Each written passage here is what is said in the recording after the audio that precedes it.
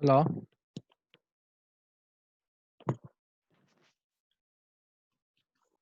Hello hello Abdul. Yes sir. ಏನ್ ಮಾಡ್ತಿದ್ಯಾ? ಏನಿಲ್ಲ ಸರ್. ಏನ್ ವರ್ಕ್ ಮಾಡ್ತಿದ್ದೀರಾ? ಅಸೈನ್ಮೆಂಟ್ ಬರಿತಿದ್ದೀರಾ? ಎಸ್ ಸರ್, ಸ್ವಲ್ಪ ಸ್ವಲ್ಪ ಬರ್ತಾ ಇದೆ ಸ್ವಲ್ಪ ಬರಿತಾ ಇದ್ದೀರಾ? ಸರ್. ರೆಕಾರ್ಡ್ ಬರದ್ರಾ? ಎಸ್ ಸರ್, ಇಂಟ್ರೊಡಕ್ಷನ್ 1, 2, 3 ಪ್ರೋಗ್ರಾಮ್ಸ್ ಬರ್ದಿದ್ದೀನಿ ಸರ್. ಹೌದಾ, ಎಲ್ಲಿಂದ ನೋಡ್ ಬರ್ದ್ರೆ ಪ್ರೋಗ್ರಾಮ್ಸ್? Lab manual. ನಾನ್ ಪ್ರೋಗ್ರಾಮ್ಸ್ ವಿಡಿಯೋ ಮಾಡಿದ್ನಲ್ವಾ, ಅದರಿಂದ ನೋಡ್ ಬರ್ರಿ ಅಂತ ಅದು ಹೇಳಿದ್ನಲ್ವಾ? ನೋಡಿದ್ದೀನಿ ಸರ್. ಅದು ಎಕ್ಸಿಕ್ಯೂಟ್ ಮಾಡಿದ್ದೀನಲ್ಲ ಸರ್, ಅದು ಬರೀತಾ ಇರೋದು. ಓಕೆ. ಏನಕ್ಕೆ ಅಂದ್ರೆ ಲ್ಯಾಬ್ ಮ್ಯಾನುವಲ್ ಎಲ್ಲ ತುಂಬಾ ಮಾಡಿಫೈ ಮಾಡಿದೀನಿ. Yes sir. ಓಕೆ. ಇವರ್ಯಾರು? Neetu. Hello,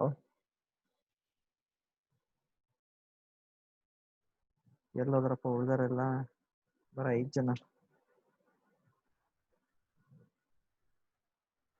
hello,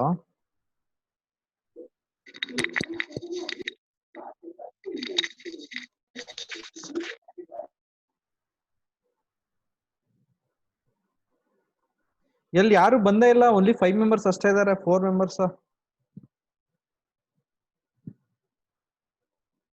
hello,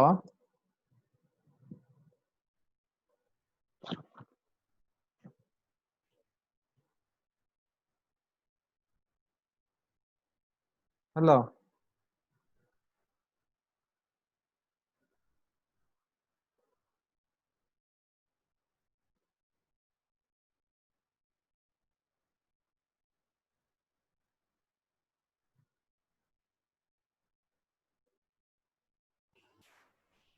hello, ಅಲ್ಲ ಕೇಳಿಸಿದ್ಯಾ? Yes sir. ಉಳಿದಾರ ಯಾರು ಮಾತಾಡ್ತಿಲ್ಲ?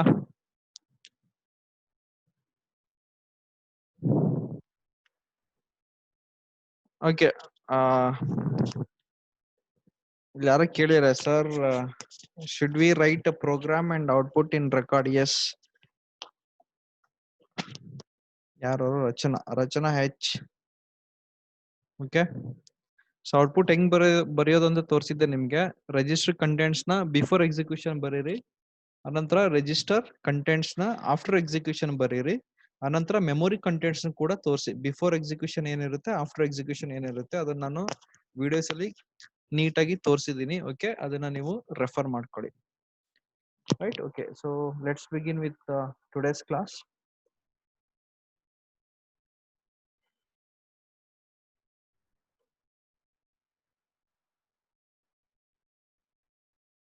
Okay. Last class,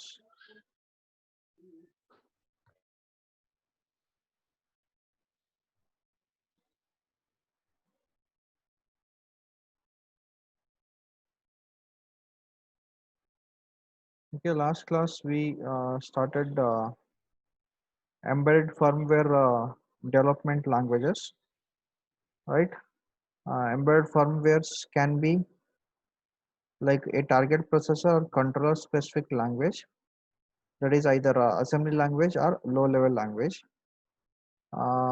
Second one is a target processor or controller independent language, that is C, C++ or Java examples, commonly known as high level languages, and a combination of assembly and high level languages. Okay, so in last class I was telling you people to go through the first one, that is assembly language. Okay, we have discussed this in class only, right? Just observe the what is assembly language. What is assembly language? It is written using mnemonics. What are mnemonics? These are the short form of English words, right? We discussed in class. Examples: MOVE, move, that is taken as move, MOV. In the same way, addition is taken as ADD, add. We call them as mnemonics, right? Program written by using these mnemonics is called as assembly level language program. right? Yes. So again, it is converted into machine equivalent because machine can understand only in terms of zeros and ones. For that, we need assemblers, okay, to convert the assembly language into machine understandable language. Okay, has given some examples, just go to that. The format of assembly language, right? It looks like label, opcode, operand, and the comment. Label is what that represents uh, a field name or target address or offset address, we can say that label, right? An example ಹೇಳಿದೆ ನಿಮಗೆ again loop, okay, it is followed by a colon. Again, next we have opcode. Opcode is the operational code, like where we write mnemonics. Next, coming to the operands, we write the operands where I want to store the, or I want to get the uh, data, and I want to store the result. Okay, the operands where the content, okay, on which we need to we need to deal. Next, comment. Comment is optional part, it is not mandatory, right? So it looks like example again colon add a comma hash 30. So here the operands, as I was telling, uh, it is given as source and the destination operand. In microcontroller, there might be three or four operands, right? So the leftmost one is always destination operand, and the remaining are source operands. Okay, so here with this example, add a comma hash 30. Hash is immediate data. Hash is immediate data. You know that. Again, the A is the destination. That is memory location, right? So what it does, it will add 32 register A. So already you know all this in class only. This is a sample uh, code, right? Just observe. Okay, another example is given. Next, how it is, that is source file to object file translation in the assembly language. So we have been already using Kill software, right? And the Kill software is one example for assembler, right? That converts a program written in assembly language into the machine understandable or machine equivalent languages. You can observe. So how does that do? Here we have the library files, object file 1, object file 2, and the linker bar locator, right? So object file is divided into, sorry, the library files divided into, just observe, right? Source file 1, here we have, look at the arrow mark, source file 1. We know that in assembly language, source file is always stored in the form .asm, right, or .src. We know this. If there are two, a program consists two modules, right? So that can be stored as saved as module 1 and the module 2. Next, module assembler, that is fed to the module assembler, and object files are generated, object file 1, object file 2. Okay, these are with respect to the source files.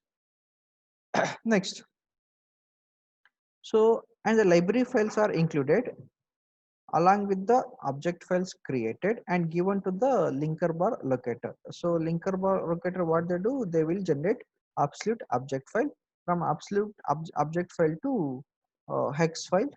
uh, Hex file is generated, right? So hex file is, it is a hex file are the, we say this as machine code, right? So finally machine or the our processor can understand codes written in this format, right? So ultimately we can say here the source file is converted into the hex file. So you will get uh, the generation of hex file, how to generate the hex file, or how to debug that and all in the hardware programs of your microcontroller and embedded systems, right? So it's very simple. Everything is depicted in depicted through this graph. Just go through that.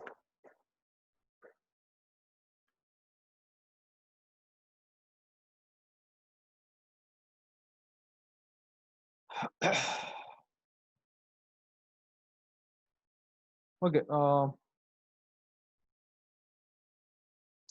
Next, explanation is given. Library file creation and the usage. Just go through that. Like how object file is created, and here the advantages and disadvantages of assembly language is given. So in class, I was telling the disadvantage of machine level language. Uh, it is very difficult to remember the sequence of zeros and ones. Okay, so for a simple instruction, right, we need to write a number of zeros and ones, and the sequence is very large. It is very difficult, even if there is a slight change in zeros and ones. Okay, the entire operation, the task will go wrong. You won't get a correct output. So that is one problem of the machine language. And coming to the assembly level language, it has got number of advantages like efficient code memory and the data memory usage. So here we know that in the assembly language we clearly can mention the code memory as well as the data memory, right? So if I want to write data, I can exclusively write the data in data memory, and the code memories can be written in the code memory. And it says efficient usage of the memory, right? In other words, we can say this as memory optimization is possible. Next, the performance is very good, high performance. Next, coming to the low level hardware access, nothing but here no need to convert the higher level that language from high level to the lower level. So hardware access is very much possible here, low level hardware access. And coming to the code reverse engineering, so it is very easy to debug the code, right? Yes. Again, coming to the drawback, uh, the development time is high, and the developer dependency, nothing but uh, uh, that depends on the developer, and the non-portable. Okay, that non-portable, nothing but an assembly language written for one processor or the target cannot be used for another processor or the target. Okay, so that is non-portable. Okay, it is we can say platform dependent, right? Yes.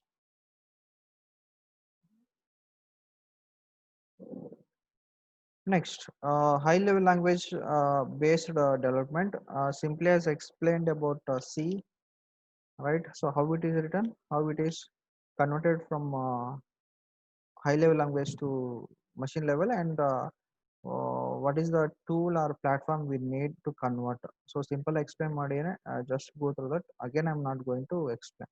Right here, observe the source files. Again, the source files with the different modules.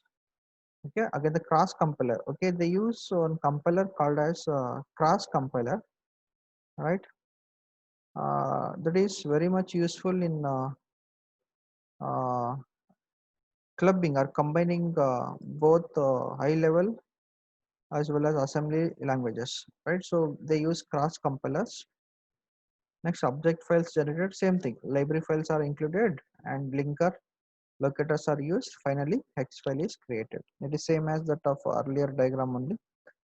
Just go through that diagram, right? You're all familiar with uh,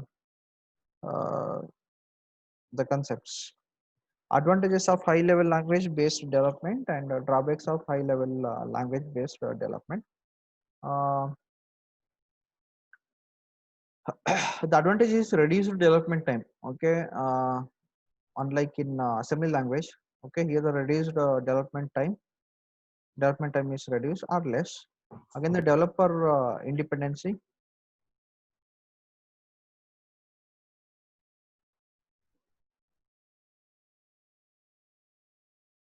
developer independency, right? Again, the portability. So here, one advantage is like it is platform independent. Drawbacks of high level language based development. cross compilers available for high level languages may not be so efficient. Okay, the cross compilers what we use, they are not so efficient, right? Next, investment required for high level language based development tools. Okay, so here the investment that is to be made on the development tools is very high. So this is the drawback of the high level language. Next, uh, some concepts are there. Three different concepts: mixing assembly and high level languages. Under this, we have three different three categories: mixing assembly language with the high level language, mixing high level language with assembly. Next, inline assembly programming. So they are very, very important. We'll discuss this. Certain embedded firmware development situations may demand the mixing of high level language with assembly and vice versa. Right. So here certain applications require, okay, they demand uh, the mixing of high level language with the assembly and vice versa. Nothing but in a same source program we can we include both the high level like C, C++, embedded C along with the assembly language. Can we include? Yes, we can include. So how it is done? This is done through three different types: mixing assembly language with the high level language. ಏನ್ ಮಾಡ್ತೀನಿ, assembly level language ನ high level language ಜೊತೆ mix ಮಾಡ್ತೀನಿ, ಇಲ್ಲ high level language ನ assembly level language ಜೊತೆ mix ಮಾಡ್ತೀನಿ.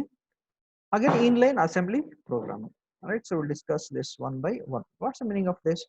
Mixing assembly with the high level language. Example, assembly language with the C. So assembly language, the high level language is C. I am putting some mnemonics or assembly language codes into C program. Assembly routines are mixed with C in situations where the entire program is written in C. The program is written in C and I am putting some assembly codes. And the cross compiler do not have a built-in support for implementing certain features like interrupt service routine functions, or if the programmer wants to take advantage of the speed and optimized code offered by machine code generated by handwritten assembly. So ಏನಕ್ಕೆ ಇದು use ಮಾಡ್ತೀವಿ ಅಂದ್ರೆ, for example, if the cross compiler is not inbuilt, or if it doesn't have any inbuilt support for implementing interrupt service routine functions, ಅಂದ್ರೆ cross compiler ಅಲ್ಲಿ interrupt service routine support ಇಲ್ಲ ಅಂದಾಗ, ಅಥವಾ I want to have memory optimization, okay, I want to have good memory access of code as well as uh, data, then I go for the, or I introduce some assembly language. This is the reason assembly language ನ ಏನಕ್ಕೆ ನಾವು ಅಲ್ಲಿ insert ಮಾಡ್ತೀವಿ ಅಂದ್ರೆ, cross compiler use ಮಾಡ್ತೀವಿ. Cross compiler is used to convert the high level language into the machine level or the hex file, that is exclusively for embedded computing systems, right? If that cross compiler doesn't have an inbuilt supporting feature like interrupt service routines, okay, then we go for inserting the assembly language into high level language. So this is uh, the concept. Mixing C and assembly is little complicated, he says. In the sense, the programmer must be aware of how parameters are passed from the C routine to assembly and values a return from assembly routine to C, and how assembly routine is invoked from the C code. So here he says it is very or it is little complicated. Why it is? Because the designer or the programmer must be very well aware about the parameter passed from the C routine to assembly, and also the value written by the assembly routines to the C, right? Again, the vice versa we can say, right? Or how the assembly routines can be invoked by C codes. So these are the parameters a developer must consist, right? Or he must know before he start writing the codes. Next, coming to the following steps, give an idea how C51 cross compiler. C51 cross compiler, it is used in 8051 microcontrollers. Performs the mixing of assembly code with the C. So how does that do? Write a simple function in C that passes parameters and returns values the way you want your assembly routine to. Right? Yes. Next, second step, use the src directive so that the C compiler generates an .src file instead of an object file. So when you cross compile that, it has to be .obj. But if you use src directive, then it will generate the .src file instead of the .obj file. Compile the C file, the file generated C file. Since the src directive is specified, the .src file is generated, right? So src directive is modeled in the instead of .c, the .src file is generated. The .src file contains the assembly code generated for the C code you wrote, right? So it consists um assembly code generated for the C code you wrote. Next, rename the .src file to .a51. It is with respect to the 8051 assembly programming he is talking. Edit the .a51 file and insert the assembly code you want to execute in the body of the assembly function shell included in the .a51 file. Mixing high level language with the assembly. So here assembly program is written and I need to insert the high level code. So how it is done, just go through that. Nothing much more. Again, the inline assembly, it is very very important. The inline assembly is another technique for inserting target processor or controller specific assembly instructions at any location of a source code written in high level language. So it is very very important here. The code is written in high level language. In the inline assembly, I can put or I can insert processor target or the controller specific assembly instructions at any location. ಅರ್ಥ ಆಗ್ತಿದೆಯಾ? Not at a particular location or at any location. So that is supported by inline assembler. This avoids the delay in calling an assembly routine from a C code. Special keywords are used to indicate the start and end of the assembly instruction. Some keywords are used to start and end of the to indicate start and end of the assembly instructions. So he has given C51 uses the keywords hash programmer and hash pragma ASM and pragma and ASM. So like these are the keywords used to indicate where the assembly code is started and ended. Okay, yes. C versus embedded C, directly I'll move to that. Embedded C is part of C only, but embedded C is mainly used to write codes for microcontroller. So I will directly jump to the difference. Observe. C is a general purpose programming language which can be used to design any type of desktop based applications. But the embedded C is an extension of C language and used to develop microcontroller based application. Very simple. C is used to design the desktop based applications, and embedded C is used to uh, develop microcontroller based applications. Next, C language program is hardware independent. Yes, it is hardware independent. Nothing but you can write a program, a C program, or you can use C program, any processor. But embedded C program is the hardware dependent because that depends on the microprocessor being used, or the platform, or the hardware unit of that particular microcontroller unit or the system. So that's what it is. It is said as embedded C program is hardware dependent. C language uses standard compilers to compile and execute the program. C languages use C languages or C language uses standard compilers too. Okay, it uses standard compiler, but here it uses cross compilers. Embed C requires specific compilers that are able to generate the particular hardware or the microcontroller based output. Okay, so not cross compiler. So they use a specific compilers, but they use general or standard compilers. Readability, modifications, bug fixing, etc. are very easy in C program. Yes, it is very easy. But readability, modifications, bug fixings are not easy in embedded C. So it is little difficult in embedded C, because you can observe, right, in C, it gives the reason along with the line and all, so where error has been occurred and where we can fix the bug and all. But in the embedded C it is not possible. Okay, it doesn't show any, it may show the line, but it doesn't give any error, it doesn't give any reason for the error. But in C it may give reason for the error, so like logical error or some error in the, or what we can say, semantics misses and all, right? C program, and it's a language program, right? Yes.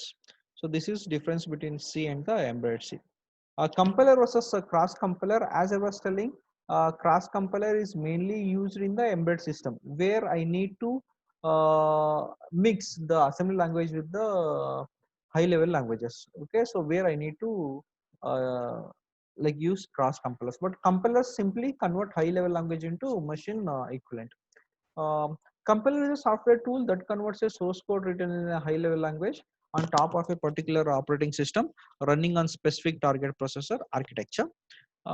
So here the operating system, the compiler program, and the application making use of the source code run on the same target processor. Okay, with respect to the compiler, the source code is converted to the target processor specific machine instructions. The development is platform specific.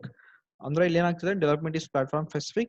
Compilers are generally termed as native compilers. A native compiler generates machine code for the same machine on which it is running, so it is platform dependent. But coming to the cross compilers, are software tools used in cross platform development applications. Okay, they are not platform dependent, right? So using the cross compilers you can convert the code generated or the program written for one targeted processor. Okay, you can convert that into like another targeted processor or the controller. In cross platform development, the compiler, observe this carefully, the sentence is very very lengthy. The compiler running on a particular target processor or OS converts the source code to machine code for a target processor whose architecture and instruction set is different from the processor on which the compiler is running. For example, ಏನಾಗ್ತಿದೆ ಅಂದ್ರೆ I have two systems, right? System 1 and the system 2, right? So here I want to generate one hex file for the machine 2. ಅರ್ಥ ಆಗ್ತಿದ್ಯಾ? Machine 2 is running on different platform. It has got different processor and it has got different OS. But in order to generate machine code, right, for that particular system 2, I use the system 1, right? Using the cross compiler I will generate the machine code. The meaning is very simple. From the processor on which the compiler is running or for an operating system which is different from the current development environment to S. ಅರ್ಥ ಆಗ್ತಿದೆ? ಇನ್ನೊಂದು ಹೇಳ್ತೀನಿ ಕೇಳಿ. Cross platform development ಏನಾಗುತ್ತೆ ಅಂದ್ರೆ I have two systems, system 1 and the system 2. System 1 ಅಲ್ಲಿ OS different ಇರುತ್ತೆ, ಅಂದ್ರೆ OS, again the software or the hardware unit is completely different from the system 2, that is using different OS and the different hardware unit. But I want to generate uh, a machine code, or I want to generate one application for the system 2 that is having from system 1. Okay, that is having different OS as well as hardware unit. ಅರ್ಥ ಆಗ್ತಿದ್ಯಾ? So where I use the cross compilers. Embedded system development is a typical example for a cross platform development where embedded firmware is developed on a machine with Intel or the AMD or any other target processors, and the same is converted into machine code for any other target processor architecture. ಅರ್ಥ ಆಗ್ತಿದ್ಯಾ? Right? Yes. So ಈಗ ನಾವೇನು generate ಮಾಡ್ತೀವಲ್ವಾ in our lab, nothing but it's a cross compiler. So so this is end of your fourth module. We'll send assignment for this module. Please go to that, and from next class I will start with the fifth module along with the remaining three programs. Either I will upload the program using YouTube channel, or I will upload to YouTube channel or I will directly teach you people. Okay, so but remember here fourth module is complete. That's it. Okay, so let's end. Thank you very much.